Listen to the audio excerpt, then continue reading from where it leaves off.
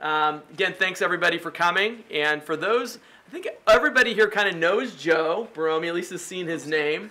But Joe kind of flies off the radar a little bit, I think, which is kind of a cool thing. And so some of you may not even have seen his name, but don't really know, haven't seen a face with the name, even though we're all in the same office. And he's been here for over a year, or just a little over a year, because Joe's always out working. You know, he knows he's not going to sell anybody here a house. So real quick, just a little background. Just so Joe started with us, like I said, about a year ago, a little over a year ago. He's closed, I think, about 8 or 9 houses. Is that about right? Yeah. 8 or 9 deals. He's made about $130,000 in gross closed commissions. He's 27 years old. Okay, is that right? 26. 26. Gonna be 27. Yeah. It's coming up, which is awesome. And I mean, again, when you're new, and I got started in this real estate business as a new agent too, when I was like 23, 24. And there's a lot of benefits getting started when you're young, but there's also a lot of difficulties too, because none of your friends can afford to buy houses. And all of my parents' friends and anybody who I had as kind of like a network all thought I was still a little kid. So kind of a lot of the business that you have to get is cold business, and I know that's been a lot of what you've done. So congratulations on your success in the short amount of time. So real quick, why don't you just give us a little bit of background on, like, where'd you grow up, where'd you go to school, etc. I grew up in Campbell, pretty much born and raised in the area. Went to St. Lucy's over there off of Winchester. Then I went to Bellarmine after that, and then from there San Jose State. Got my degree in health services with the focus of management and administration. And then from there I worked at a retirement community up the road here at Saratoga Retirement Community for 3 years, and then I ventured into real estate. So why? In a nutshell. Yeah. So tell us. So why real estate? What got you interested in real estate? Well, my fiance's dad's been in the business for years, so I kind of been under seeing how he's worked and what he's done. We've been dating for 8 years, so. And you're engaged. And we're engaged, yeah. Getting married next year. So over those past 8 years, kind of see what he does, and driving the Mercedes, living the good life, vacations. So that's kind of why I tailored, and I was pretty much on call 24/7 when I worked at Saratoga. So getting the 4 a.m. calls saying I can't come to work and I have to drive down was kind of getting old pretty quick. Right. So why Intero? Just out of curiosity, because your soon-to-be father-in-law's, and I know we're going to continue to try and work on getting. I'm working on it. I'm working on it. I actually started. I wanted to kind of get a jump start in the business, because I knew my previous sales experience was asking people if they want to boost with their Jamba Juice. So I really didn't have too much sales experience before. So I went to a few Mike Ferry seminars, and I was at a sales seminar over, I think, in Crown Plaza. It was another Mike Ferry thing, and they asked who didn't have their license, and I stood up, and they kind of grilled me a little bit on what I thought real estate was. And after that, Glenn Blackburn came up to me, and we kind of talked for a little bit, and he introduced me to Intero. Then after that, I got a handwritten note from Tom. Which a lot of you have gotten, right? Yeah, and called him up, and then it was history after that. Cool, and you've done awesome. So tell us a little bit about just kind of when you got started. So what'd you do to get started? What kind of activities have you done, and where has most of your business kind of been coming from?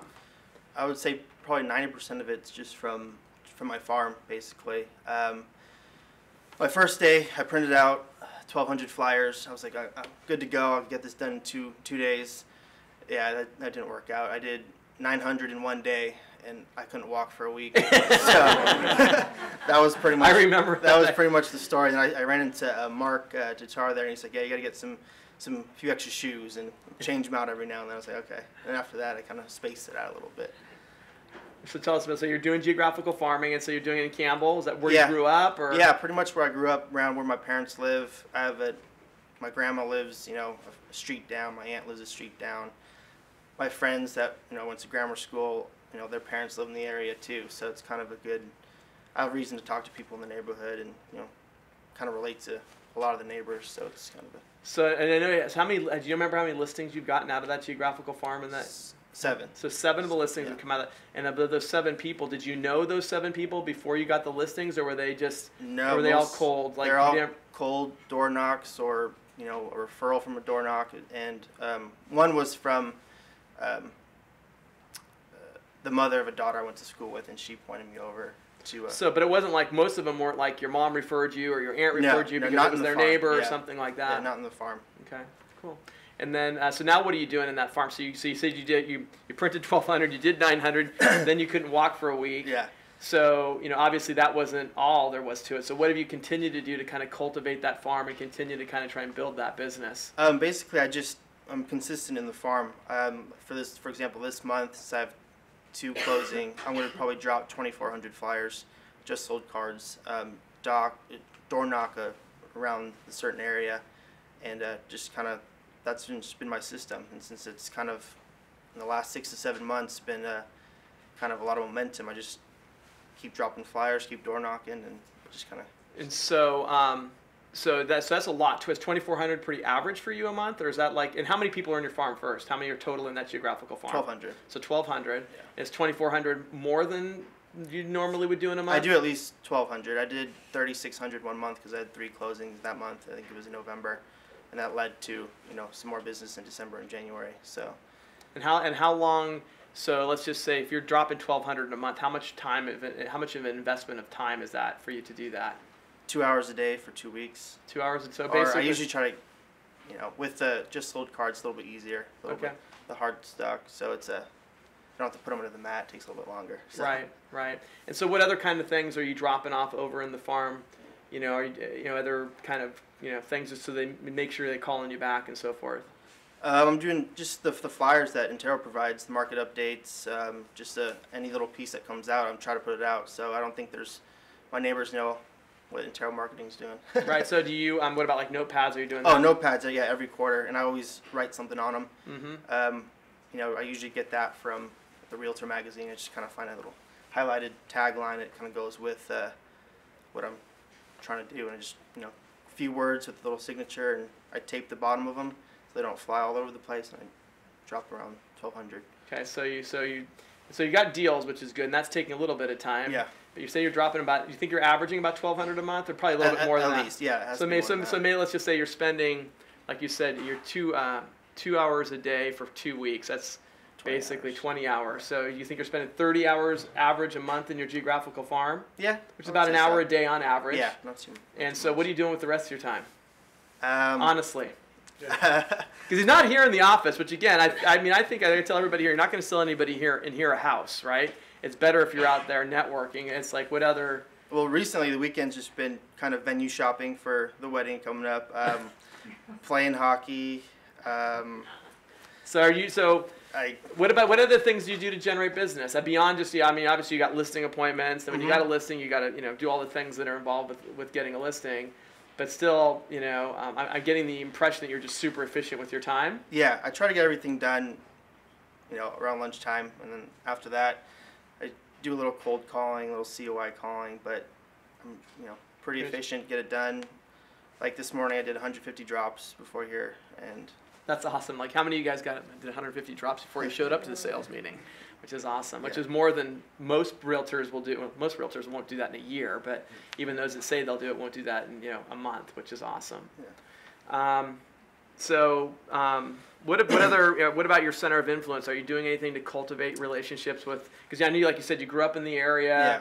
You went to Bellarmine. Mm-hmm. You said you went to San Jose State. Is that right? Yep. And how big is your center of influence? I guess is my first question. How many people do you have in a database? It's growing now since we're getting invitations ready, but it started about 80 people, and it's growing a lot more in the past weeks just with getting everything ready. But it's kind of funny. I think it's easier for me to talk to people I don't know. I think it's easier for a lot of people to do that, right? We always have this I think it is a little weird to ask your friends for business sometimes, but. I always tell people, as weird as it is for us to ask them, it's like not weird for them to be asked, even though we think it is in our own head. If you just kind of sometimes think, if one of your friends asked you for help, or hey, do you know anybody if they were in a different business, you'd be more than happy to help them out. I think most of the time, and it wouldn't be weird to you at all if they asked you. But it is this weird, instinctive thing that sometimes it can be a little bit difficult to do. But you got to kind of push through it. Yeah, friends and video cameras now. Your friends and video games. And what about things like Facebook? You're on Facebook and you do a lot of cool quotes on there, which I really like. Yeah. He's got a cool quote that he puts out every Wednesday. It's Wednesday. WINS. Wednesday. And then he has he'll usually say something else, which is cool. And I think that gives a good message it gives a great message to me, but also I think it gives a great message to the people in your and your network about the kind of person that you are. Yeah, I think that's been great too. I mean, I put those quotes out. You know, people kind of like, well, no one's liking it, I should stop. But I get stopped, you know, from friends or people liking it, you know, sharing it too to their friends, like stopping me at a restaurant, hey, Wednesday, what's going on, kind of thing. You know, at Starbucks too, random people, how's it going Wednesday? I'm like, it's kind of like me and Mojo, right? Yeah, Everybody exactly. says that, hey, you're the Mojo guy. You know, that's what everybody says. It's good. Your own like little personal, it's your personal brand, which is very cool. Exactly. I think that's a good. We all have a personal brand, whether you like what your personal brand is or you don't. We all do. You know, and so I think that you can make a conscious decision to, you know, create what your own personal brand is by doing things like every Wednesday on Wednesday he puts Wednesday and he posts it on Facebook, which I think is cool. So have you gotten any business at all off of Facebook, really? No, not really. I mean, if it comes, it comes. Okay, and it probably will. I think as you, I mean, again, you're 26, you're going to be 27. I think you kind of really, you know, most of your friends are just now starting to get in a position where they can start to afford to buy something, right? Yeah. So you're going to see, hopefully start to see some of that stuff kind of you know, come into fruition. So anything, if you kind of look back, is there anything else that you know wish you were doing differently, or you think you need to be doing differently than what you're currently doing? I think just trying to connect more with my center of influence and family and friends. I mean, I mail them stuff, but I'm not. I mean, I see them. We're an Italian family. We meet pretty much every other week, so it's kind of hard for me to, you know, hi auntie, do you know anyone that wants to buy or sell? But then I could door knock the next day and pound through 100 doors, like no problem. So I think my focus is just attacking or connecting with my, you know, family, friends, and kind of center of influence there. Got it. So what about like weekends and evenings? Like how many weekends do you think you're working in a given month, and how many nights do you think you work in a given month? Nights, I don't normally work unless, you know, a client wants to meet with me, you know, after 6, but this year probably maybe a handful of nights, and weekends only my own open houses, and they only lasted a weekend, so probably 2 this year. That's awesome. Yeah. Good for you. Good for you. So the other thing, and again, for those of you that, I mean, most of you guys here know it, but for those of you that are checking it out and watching this on YouTube, this is one of the very few times you'll ever see this guy dressed in a suit. And so why don't you tell, what do you typically wear every single day? Intero hat, Intero shirt.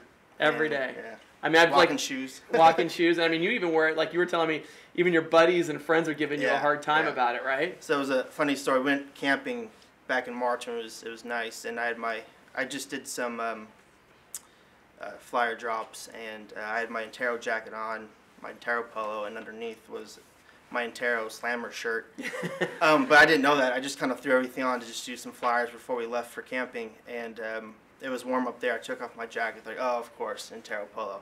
And it was, you know, still warm. Took off, and they're like, oh my God, Joe. And they took a picture of it, and they blasted it out. Joe in Intero gear, of course, and it was kind of funny. So your friends are promoting that you're in the real estate business for you, kind of indirectly. But I mean, yeah, you always, I mean, literally, virtually seems like 7 days a week. I mean, I don't think I've seen you in a year show up to the office without something that has Intero on it. I know.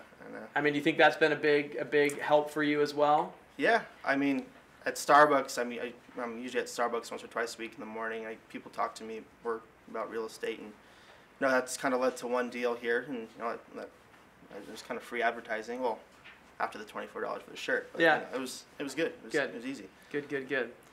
So if you had some advice to give to, like, you know, new agents in the business or agents that might be struggling, what would it be? Like, if you know what you've kind of done, you've done it in a year, you know, and I come to you and I'm like, you know, I'm new, what should I go do, Joe? Or, you know, I've been doing this for a while and I can't get any deals. What would you tell me to go do? I would just say just keep being consistent, persistent. It's gonna eventually go. I mean, so geographical farm? Farm, door knock, cold call. I mean, I've done it all to generate business. And in the first 6 months, I'm not sure if you're familiar with the show 24. I love that show. Yeah, that little clock was going in my head after I didn't get any deals for my first 5 months, and I was like, geez. And then I just heard the clock go. I was like, oh man, this is rough. Should I get a job at Starbucks right now? And it was tough, but you know, I just kept pounding it out, kept door knocking, kept flyer dropping, kept cold calling, and eventually, you know, I'm kind of riding the wave right now. It's good. Well, and that's what I always tell everybody. I mean, that is like the activities that you do today will typically not pay off for, you know, 4, 5, 6 months, and in some cases it can be years, you know, kind of building a business. You know, and that's the hard part for so many people, I think, and especially when you're going after listings, the silence is deadly, right? You know, and I think we get this, like, sometimes more, especially when you're working with a lot of buyers. I mean, not that buyers are a bad thing. I think it's good to work with buyers too, but sometimes you do get a little bit of a false sense of security when you're working with buyers because they keep you so busy, right? So they're calling you all the time, or you're calling them all the time, you're showing a property all the time. So there's false sense of security that you're going to close the deal in the next, 2 months, 3 months, 4 months, 5 months, because you're interacting with somebody on a regular basis. But geographical farming is one of those things where you're just dropping flyers and it's like, and you get nothing. But then all of a sudden, bang, one day your phone rings. And it's like there's not a long incubation period in geographical farming. When your phone rings and somebody wants to list their house, they usually want to list their house like today, And so, so if you got to be able to kind of endure the silence of not getting a lot of, positive reinforcement and feedback from it. So. Any questions from anybody in here for Joe specifically about kind of what he's been able to accomplish in his first year or so at all? Cool. Well, Joe, thank you. Oh, one real quick here. Sorry, it might be too long of a question, but how was your first formal listing appointment with one of these strangers?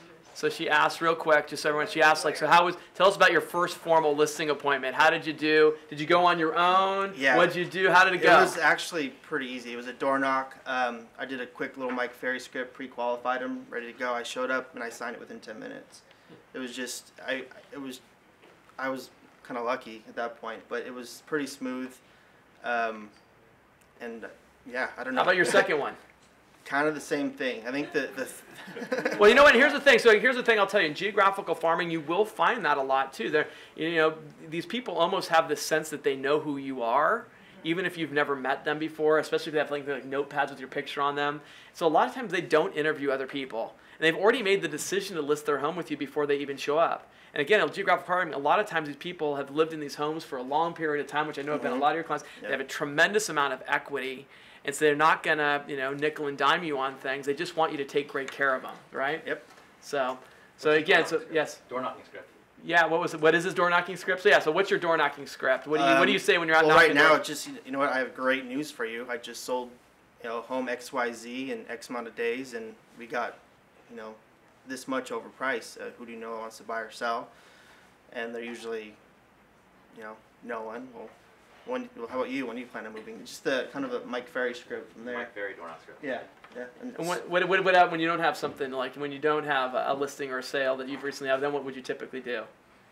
Kind of just neighborhood update. Yeah, neighborhood update, and just let you know how the market's doing, and kind of start talking. A lot of the people I talk to are usually washing their cars and whatnot too. So that kind of.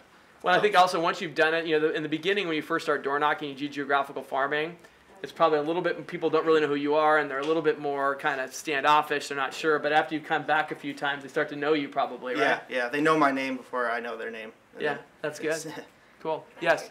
Joe, did you only hold open homes in your farm? So she asked, she asked, did he only hold open homes in just his geographical farm? Now I do. Before, when I didn't have any business, I was helping some other people out, but now it's just, or close to Campbell. Okay. Yeah. And I think that's good, especially if you're doing geographical farming and you're really committed to it. And I tell people this all the time. Of course, you'll always hold your own listings open no matter where they're at. But if you're going to hold a listing for another agent, in a perfect world, you want to try, if you can't find a listing of another agent from Intero that's inside your geographical farm that you could hold open for them, trying to find a home as close as possible to that geographical farm. Because not only is holding an open house an opportunity for you to get your name out there and pick up buyers, but you really want the people in your geographical farm as they're out there driving around on the weekends to see your name out there on a consistent basis. Just kind of reinforces that you're successful. So cool. Any other questions? All right. Well, let's give Joe a big round of applause. Thank you very much. Thank you.